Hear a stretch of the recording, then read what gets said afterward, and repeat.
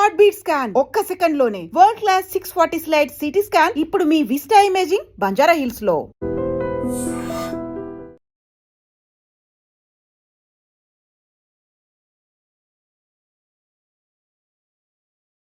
ప్రణిని చంపిన నిందితుడికి కోర్టు ఉరిశిక్ష విధించింది. మిగతా వాళ్ళకి యావజ్జీవ కారాగార శిక్ష విధించింది. ఉరిశిక్ష విధించిన అతనికి పైకోర్టుకు వెళ్ళడం, పైకోర్టు తర్వాత సుప్రీంకోర్టు వెళ్ళడం వరకు వెసులుబాటు ఉంటుంది.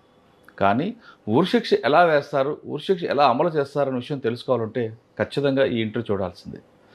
అసలు తెలుగు రాష్ట్రాల్లో కానీ మిగతా రాష్ట్రాల్లో ఉరిశిక్ష ఎంతవరకు వచ్చింది, సుప్రీంకోర్టుకు వెళ్ళిన తర్వాత సుప్రీంకోర్టు ఢిల్లీలోని మాత్రం ఉరిశిక్ష వేస్తారా అనే విషయంతో పాటు గతంలో తెలుగు రాష్ట్రాల్లో ఉరిశిక్ష 1971లో ఆఖరిగా జరిగింది. 1971లో బొమ్మయ్య, కృష్ణయ్య అనే ఇద్దరు వ్యక్తులకి హైదరాబాద్ ముషీరాబాద్ జైల్లో ఉరిశిక్ష విధించారు. వాళ్ళు చేసే నేరం ఏంటి, అప్పట్లో ఉరిశిక్ష విధించాలంటే ఏ విధంగా ఆ ప్రొసీజర్ అంతా జరిగేది అనే విషయం తెలుసుకోవాలంటే మనం 1971 జైల్ డిపార్ట్మెంట్ సూపరింటెండెంట్గా పనిచేసి రిటైర్ అయిన పి శ్రీనివాసరెడ్డి గారిని అడుగుదాం. శ్రీనివాసరెడ్డి గారు జైల్ డిపార్ట్మెంట్ 1971లో వచ్చిన తర్వాత ఆయన ట్రైనింగ్ ఉన్న టైంలోనే వీళ్ళిద్దరికీ ఉరిశిక్ష విధించారు ముషీరాబాద్ జైల్లో. అప్పట్లో ముషీరాబాద్ జైల్లో ఉరికమ్మం ఎలా ఉండేది, ఉరిశిక్ష తీసే ముందు ఏ విధంగా మాట్లాడతారు, వాళ్ళకున్న చివరి కోరిక ఏ విధంగా ఉంటుంది, తెల్లవారుజామున ఎందుకు తీస్తారు, తర్వాత వాళ్ళు చేసే నేరానికి వాళ్ళు ఒప్పుకుంటారా లేదా, వాళ్ళు ఏ విధంగా పశ్చాత్తాపం పడతారా, బొమ్మయ్య కృష్ణయ్య పశ్చాత్తాపం పడ్డారా లేదా అనే విషయంతో పాటు శ్రీనివాసరెడ్డి గారి టైంలో నిజామాబాద్ జైల్లో ఇష్యూ కూడా జరిగింది. నిజామాబాద్ జైల్లో మొత్తం బ్లాస్ట్ అయ్యి అందరూ కూడా బయటకు వచ్చి పారిపోతే అదే టైంలో శ్రీనివాసరెడ్డి గారు నిజామాబాద్ జైలుకి వెళ్ళి దాన్ని మరొకసారి మరో రూపం తీసుకొచ్చారు. ఆ రెండు ఘటనలతో పాటు శ్రీనివాసరెడ్డి గారి లైఫ్ జర్నీ ఎలా జరిగింది విషయాన్ని సార్ నేటి తెలుసుకుందాం. సార్ నమస్తే అండి. నమస్కారం సార్. శ్రీనివాసరెడ్డి గారు retired jail superintendent 1971 batch. Sir మీరు అండ్ డిపార్ట్మెంట్లోకి ఎంటర్ అయ్యే టైంకే ఉరిశిక్ష అనేది అదే ఆఖరిగా అయింది. 1971లో బొమ్మయ్య, కృష్ణయ్య అనే ఇద్దరు వ్యక్తులకి ముషీరాబాద్ జైల్లో ఉరిశిక్ష విధించారు. సాధారణంగా ఉరిశిక్ష అనగానే సినిమాలో చూపించినట్టుగా వాళ్ళకి రాత్రి నుంచి మంచిగా వాళ్ళకి కావాల్సిన ఫుడ్ పెట్టడం, చివరిగా వాళ్ళకి చివరి కొరకు తీర్చడం, తెల్లవారుజామున లేపి వాళ్ళకి స్నానం చేయించి ఉరికమ్మం ఎక్కించడం, ఉరికమ్మం ఎక్కిన తర్వాత వాళ్ళకి నల్ల క్లాత్ పెట్టడం, కాళ్ళు చేతులు కట్టడం, ఉరికమ్మం ఉరి తలారి వచ్చి దాన్ని లాగడం, ఇవన్నీ సినిమాలో చూపిస్తుంటారు. ఇదంతా సినిమాలోనే ఉంటుందా, లేదు నిర్జీవితంలో కూడా ఇదే విధంగా జరుగుతుందా, తర్వాత తలారిన వ్యక్తికి ఒక ఉరి తీస్తే దానికి ఎక్కువ జీతం ఇస్తారని కూడా వార్త ఉంది, అదంతా వాస్తవమా లేదా, అసలు మీరు చూసిన ఈ ఉరికమ్మ లాస్ట్ ఎప్పుడు జరిగింది, వాళ్ళిద్దరూ చేసిన నేరం ఏంటి, వాళ్ళు సాధారణంగా ఉరికమ్మ ఒక కింద కోర్టు ఇస్తే తర్వాత హైకోర్టు జిల్లా కోర్టు హైకోర్టు సుప్రీంకోర్టు వెళ్తారు. ఇవన్నీ లేకుండా డైరెక్ట్గా ముషీరాబాద్ జైల్లో చివరిగా వాళ్ళిద్దరిని ఎందుకు ఉరి తీశారు, ఆ రోజు జరిగిన ఘటన ఒకసారి చెప్పండి. వాళ్ళిద్దరికి ఈ ప్రొసీజర్ అంతా అయిన తర్వాతనే ఉరి తీశారు. వాళ్ళిద్దరు చేసిన నేరం ఏంటండి? ఒకతనేమో ఫ్యామిలీ మెంబర్ని చంపాడు, నిజామాబాద్ ఫ్యామిలీ ఇష్యూస్. ఇంకోతనేమో అప్పిచ్చిన అతన్ని చంపాడు, అది మహబూబాబాద్. మహబూబాబాద్ అతను బిలో 30, ఇతను బిలో 40 ఉంటాడు. ఇది ఫ్యామిలీ మ్యాటర్, అదేమో క్రిమినల్ ఇంటెన్షన్. నేను సర్వీస్కి వచ్చే వరకు వాళ్ళు ఉన్నారు జైల్లో. ఓకే. ముషీరాబాద్ జైల్లో నేను ట్రైనీగా ఉంటే అక్కడ మీరు చెప్పిన ప్రొసీజర్ అంతా జరిగిపోయింది. కోర్టు వచ్చింది, తర్వాత హైకోర్టు సుప్రీంకోర్టు, తర్వాత ప్రెసిడెంట్, అవన్నీ జరిగిన తర్వాతనే ఖాయమైంది. ఆ టైంలో నేను చూసినాను వాళ్ళు. అంటే అప్పటికే వాళ్ళు దాదాపు 10 సంవత్సరాలు జైల్లో ఉన్నారు. అది కాకపోవచ్చు, ఒక 2-3 ఇయర్స్ అయినా జరుగుతుంది. అచ్చా, అంటే కింద ప్రొసీజర్ అంతా జరిగింది. కింద కోర్టు, జిల్లా కోర్టు నుండి హైకోర్టు సుప్రీంకోర్టు, ప్రెసిడెంట్ గారు అవన్నీ అయిన తర్వాత నేను చూశాను వాళ్ళు. అక్కడ కండెమ్ సెల్స్ అని ఉంటాయి, దాంట్లో ఇండివిజువల్గా పెట్టారు. దాంట్లో బయట వాళ్ళని ఎవరు పోనివారు, వాళ్ళిద్దరే ఉంటారు. డబుల్ గార్డ్ ఉంటుంది వాళ్ళని చూసేందుకు 24 hours. వాళ్ళకి ఏ టైంలో భోజనము అవి అన్నీ కరెక్ట్ టైంకి అందజేస్తారు. వాళ్ళ పర్యవేక్షణలో ఉంటారు. దానికి ఆఫీసర్లు కూడా ఎక్కువ దాని మీద ఫోకస్ పెట్టి తిరుగుతుంటారు, ఎందుకంటే వాళ్ళు సెల్ఫ్ ఏమైనా చేసుకుంటారు. అదొక ఫుల్ హెల్తీ కండిషన్లో ఉంటేనే ఉరి తీయాలి. హార్ట్ డిసీజ్ తర్వాత అనారోగ్యం ఉంటే తీయకూడదు. మళ్ళీ ఇవన్నీ చాలా ప్రొసీజర్, అట్లా సిస్టమ్. 71లో ఆ రెండు.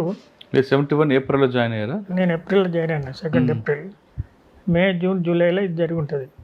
ఎందుకు మళ్ళీ ఆగస్టులో నేను అనంతపూర్కి వెళ్ళిపోయాను పోలీస్ ట్రైనింగ్, అట్లా ట్రైనింగ్. మళ్ళీ జనవరిలో వచ్చి రెగ్యులర్ పోస్ట్లో జాయిన్ అయినా. అయితే బహుశా ఆ 3 monthsలోనే ఇక నేను ట్రైనింగ్ కాబట్టి కుతూహలంగా అన్ని ఇట్లా తిరుగుతూ ఉండేవాడిని నేను. ఆ కండెమ్ సెల్లో వాళ్ళు ఉండేది, బయట వాళ్ళకి అలో లేదంలా, వాళ్ళకి అన్ని సదుపాయాలు అయితే జరుగుతుండేది. వాళ్ళు ఇద్దరికి ఇంటర్వ్యూస్ ఉంటే స్పెషల్గా వాళ్ళని బయటకు తీసుకురాకుండా ఇంటర్వ్యూకి వచ్చిన వాళ్ళని తీసుకుపోయి మాట్లాడించడము అది జరుగుతుండేది.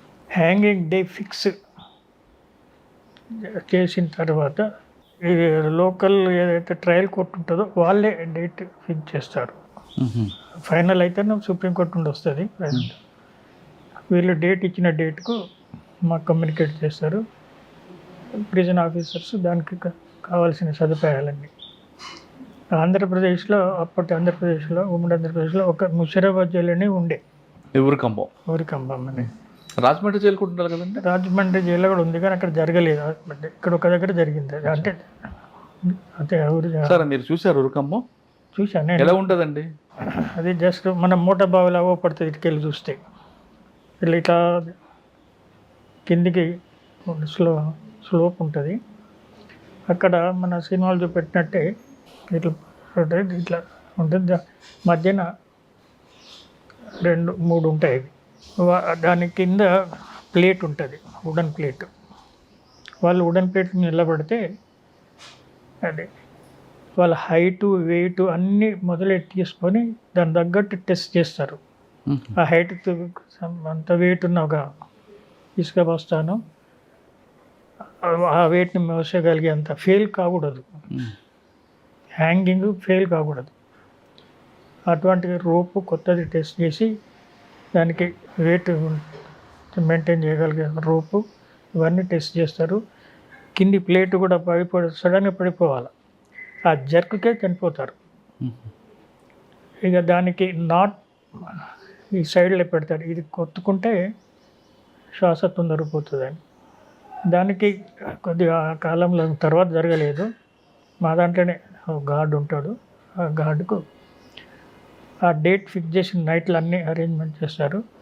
ఎర్లీ అవర్స్ 2 o'clock నుండి ప్రిపరేషన్ స్టార్ట్ అవుతుంది. మేజిస్ట్రేట్ వస్తాడు, మెడికల్ ఆఫీసర్ ఉంటాడు, జైలు సూపరింట్ ఉంటాడు, దగ్గర సిబ్బంది, జైలు ఆఫీసర్స్ అందరు ఉంటారు కన్సర్న్. అక్కడ ప్రొసీజర్ స్టార్ట్ అవుతుంది. అతనికి నైట్లో నార్మల్ భోజనం పెడతారు, ఎర్లీ అవర్స్ ఏమైనా కావాలంటే ఇస్తారు. అంతగా ముందు రోజు ఆయన ఎవరితో మాట్లాడాలో తెలుసుకుని వాళ్ళందరినీ పిలిపిస్తే మాట్లాడిపిస్తారు. చివరి కోరికని కాదు, అది ప్రొసీజర్. వాళ్ళకు భార్యలు, వాళ్ళ తల్లిదండ్రులు, వాళ్ళ ఫ్రెండ్ అటువంటి ఏర్పాటు చేస్తారు. అదంతా ముందు రోజు జరిగిపోతుంది. ఆ రోజు మాత్రం ఆఫీసర్సే ఉంటారు. ముందు రోజు లాకప్ వరకు అవన్నీ జరుగుతాయి. నైట్ నార్మల్ భోజనం వాళ్ళు పెడతారు. ఎర్లీ మార్నింగ్ ఆయనకి నెట్టిగా అటువంటి ఏమైనా పాలు ఇట్లా అంటే ఇస్తారు అని తెలుసు ఆయనకి హ్యాంగింగ్ అవుతుందని. అక్కడికి వెళ్ళి తీసుకుపోతారు, అక్కడ నిలబెడతారు. ఇది 2 ఒకటేసారి జరిగినాయి కాబట్టి ఇద్దరు నిలబెట్టారు, పక్క పక్కకు నిలబెట్టారు. ఇద్దరికి ఒకేసారి తీయాలా? ఆ కేసులు ఒకటేసారి తీశారు.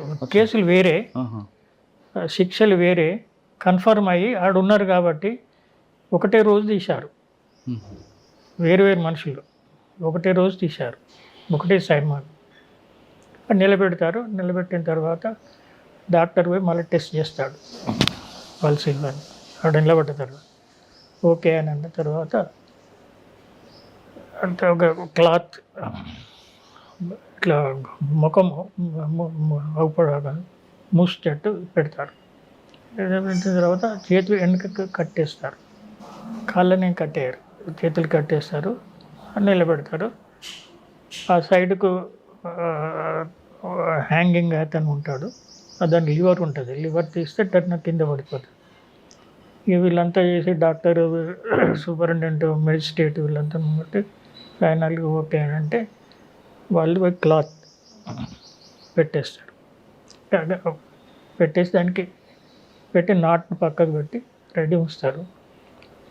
ఉంచిన తర్వాత ఇక్కడ వీళ్ళందరూ చూసి అంతా ఓకేనా, ఏమైనా డౌట్స్ ఉన్నాయి, వీళ్ళైన ప్రొసీజర్ రాంగ్ ఖైదీని ఇట్లా జరుగుతుంది అని టెస్ట్ చేసి అందరూ ఐడెంటిఫై చేసి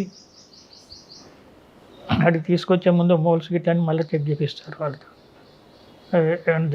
మిస్ హ్యాపెనింగ్ జరగకుండా. ఇదన్న తర్వాత ఒక 5 minutes అట్లా టైం తర్వాత సిగ్నల్ ఇస్తాడు. ఎవరు సార్, మేజిస్ట్రేట్ గారు ఇస్తారా, సూపరింటెండెంట్ ఇస్తారా? సూపరింటెండెంట్ మేజిస్ట్రేట్ నాకు కరెక్ట్ ఐడియా లేదు, బట్ అదంతా సూపరింటెండెంట్ కంట్రోల్ జరుగుతుంది కాబట్టి ఆయన సిగ్నల్ ఇస్తారు. సిగ్నల్ ఇవ్వగానే ఆ లివర్ను ఇట్లా ఒత్తుతాడు.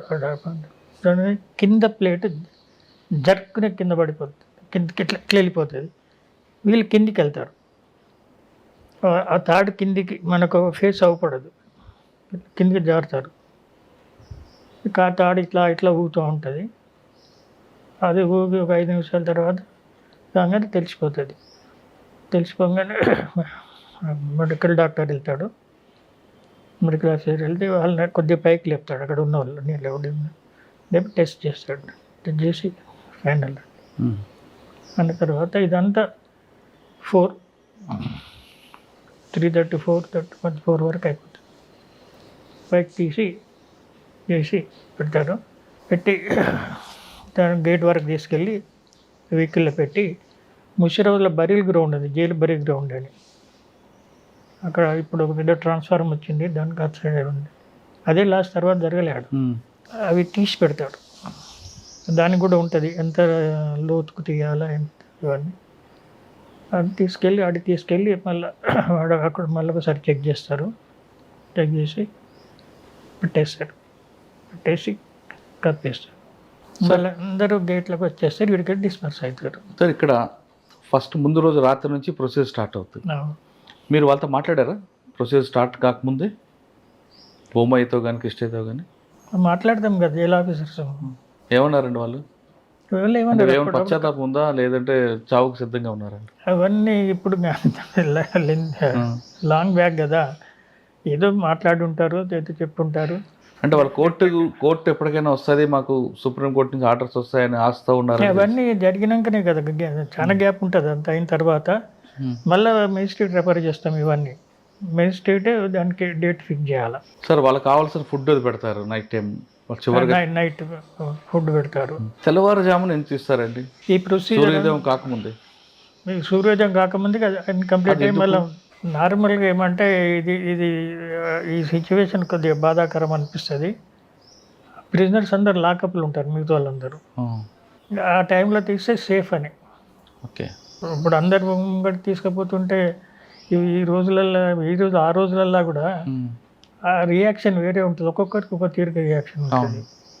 అవన్నీ అవాయిడ్ చేయడానికి ఆ డేట్ ఆ టైం అదంతా మాన్యువల్ లేఅవుట్ లేడౌన్ రూల్స్ అవి. ఓకే సార్, వాళ్ళు చెప్తారు పై మీరు చెప్పినట్టు నల్ల కవర్ పెడతారు కదా, కవర్ ఎందుకు పెట్టాలండి? చనిపోసే ముందు ఉరి తీసే అది ప్రొసీజర్ ఉంది అందులో. అవునా సార్? ఇది అయిన తర్వాత ఘాటు కూడా వెళ్ళి చెవులో చెప్తారట కదా ఆయనకి, నీ మీద నాకు ఎలాంటి వ్యక్తిగత కక్షలు లేవు, నా పని నేను చేస్తున్నానని. అంటే అది వెరీ కరెక్ట్గా నాకు కూడా లేదు.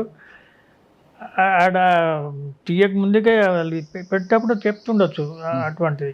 అలాంటి మేము కూడా డైలీ ఆడికి పోతాం కదా, అది ముందు రోజు వరకు కూడా మాకు కూడా వాళ్ళ మీద ఏమో లేదు, వాళ్ళకు కూడా మా మీద ఏం లేదు. ఒక సిస్టమ్ని ఫాలో అవుతున్నాం అంతే. అక్కడ వ్యక్తిగతంగా మేము ఉన్నాం, మా బదులు XYZ ఉన్నా కూడా అదే పని చేస్తారు. కాబట్టి అది ఊహించుకున్నంత కాదు. అంటే మీరు మాట్లాడినప్పుడు వాళ్ళు పశ్చాత్తాపం పడ్డారంటే చనిపోతున్నాను అని వాళ్ళిద్దరు? ఏంటి లెంత్ ఆఫ్ టైంలో కరెక్ట్ అని చెప్పలేము, కానీ ఎంతైనా ఉంటుందిలేండి. చావు అంటే ఎవరికైనా కొద్దిగా భయం ఉంటుంది. ఆ టైం వచ్చే వరకు చేసిన పనులు కరెక్ట్ కాదనో, లేకపోతే ఇది ఇంత పెద్దది ఇవ్వాల్సి ఏదో ఒకటి మనసు మానసికంగా ఉంటుంది, ఉండొచ్చు, చెప్పుంటారు. సార్ వాళ్ళిద్దరికి హ్యాంగింగ్ అయిన తర్వాత కుటుంబ సభ్యులకి ఇవ్వకుండా మీరే చేయడం ఏంటి? వాళ్ళు తీసుకోలేదు, వాళ్ళు ఇద్దరు తీసుకోలేదు వాళ్ళు ఏమో అవసరం లేదన్నారు. కానీ వాళ్ళ సాంప్రదాయ ప్రకారం తగలబెట్టకుండా పాతడం ఎందుకండి? మా జైల్లో తగలబెట్టేది లేదు, పాతేదే ఉంది. ఓకే సార్, భూమయ్య కృష్ణయ్య వీళ్ళిద్దరు తర్వాత ఇంకా జైలు ఎందుకు ఆగిపోయిందండి ఉరిశిక్ష అనేది? అది నేను చెప్పే సమాధానం కాదు, మీకున్న నాలెడ్జ్ ప్రకారం అడుగుతాను.